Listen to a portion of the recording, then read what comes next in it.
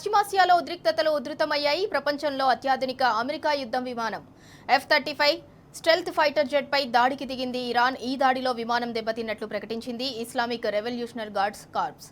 ఇప్పటి వరకు జరిగిన దాడుల్లో 10 రీపర్ డ్రోన్లు సహా మొత్తం 16 అమెరికా విమానాలు ధ్వంసమైనట్లు పేర్కొంది. అయితే ఈ దాడితో వెంటనే అప్రమత్తమైన పైలట్ విమానాన్ని పశ్చిమాసియాలోని యుఎస్ ఎయిర్ బేస్ లో అత్యవసరంగా ల్యాండ్ చేశారు. ఇక ఈ దాడిని ధృవీకరించిన పెంటగాన్ యుద్ధ విమానంతో పాటు పైలట్ సురక్షితంగానే ఉన్నట్లు ప్రకటించింది.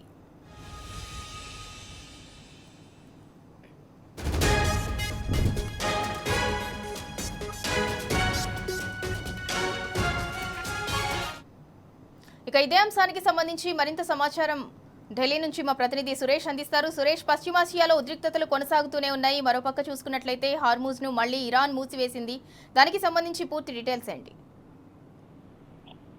ఇందులో అమెరికా ఇరాన్ యుద్ధం మరింత ప్రమాదకరమైనటువంటి పరిస్థితులు కొనసాగుతున్నటువంటి సిచ్యువేషన్. ఇటు సైనిక అనుష్ఠాన సామర్థ్యాల దాడులతో మొదలైన ఈ ఘర్షణ ఇప్పుడు మౌలిక వసతులు, శిక్షణ దాడులు, దళిత భద్రత, సముద్ర రవాణా, అంతర్జాతీయ రాజకీయాలు అన్నిటినీ ప్రభావితం చేసే దిశగా ఈ భౌగోళిక రాజకీయ సంక్షోభం దిశగా వెళ్తున్న పరిస్థితి కనిపిస్తుంది.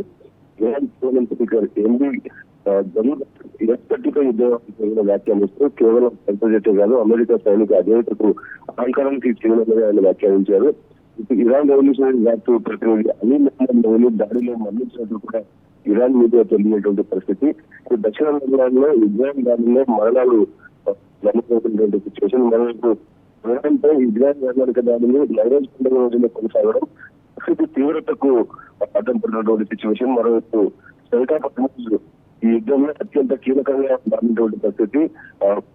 మరోవైపు నాటో దేశాల మద్దతు కోసం అమెరికా ప్రయత్నం చేస్తుంది. ఇటు చెప్పిన మద్దతుగా ముందుకెళ్తుంది. నాటో దేశాలు అమెరికాకు మద్దతు ఇవ్వడం కారణంగా ట్రంప్ కూడా హెచ్చరికలు జారీ చేసినటువంటి సిచ్యువేషన్.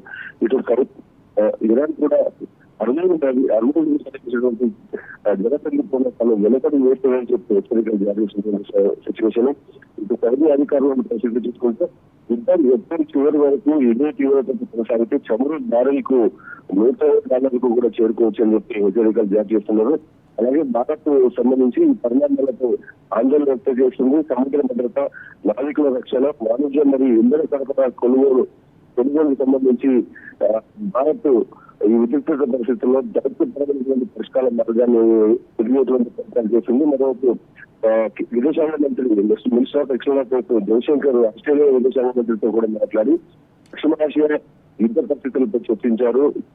ఇటు ఇరాన్ అనుబంధంగా ఉన్నటువంటి హ్యాకింగ్ నెట్వర్క్ కూడా 400 అమెరికా ప్రారంభం చేసుకున్నట్టుగా తెలుస్తుంది. ఇది ఒక కీలకు సంబంధించిన వారే కాకుండా ఇంటర్నెట్ వారిగా మారినటువంటి పరిస్థితులు పశ్చిమాసియాలో కనపడుతున్నాయి. ఇది కేవలం యుద్ధం కాదు, ఎనర్జీ, ఎకానమీ, ఇంటర్నెట్, ట్రేడ్ అనేటువంటి ప్రభావితం చూపుతున్నటువంటి పరిస్థితి. భారత్ ప్రధానంగా ఇంధన దిగుమతులు మాత్రమే కనపడుతుంది. పాక్షికంగా ప్రస్తుతం ప్రధానమైనప్పటికీ ద్రాక్ష కొరత ఉంది. దీంతో పాటు రాబోయే రోజుల్లో పెట్రోల్ ధరలు కూడా పెరిగేటువంటి అవకాశాలు. మరోవైపు మార్కెట్లు పడిపోతున్నాయి. రూపాయి ద్రవ్యోల్బణం ఒత్తిడితో ఉన్నటువంటి situation Sindhura. Right, thank you Suresh. మొత్తానికి పశ్చిమాసియాలో ఉద్రిక్తతలు ఉధృతమయ్యాయి. ప్రపంచంలో అత్యాధునిక అమెరికా యుద్ధ విమానం F-35 స్టెల్త్ ఫైటర్ జెట్ పై దాడికి దిగింది ఇరాన్. ఈ దాడిలో విమానం దెబ్బతిన్నట్లు ప్రకటించింది ఇస్లామిక్ రెవల్యూషనరీ గార్డ్ కార్ప్స్. మరోవైపు చూసుకున్నట్లయితే అగ్గిలా మండుతున్న పశ్చిమాసియా నేపథ్యంలో హార్మూజ్ ను మూసివేసింది ఇరాన్.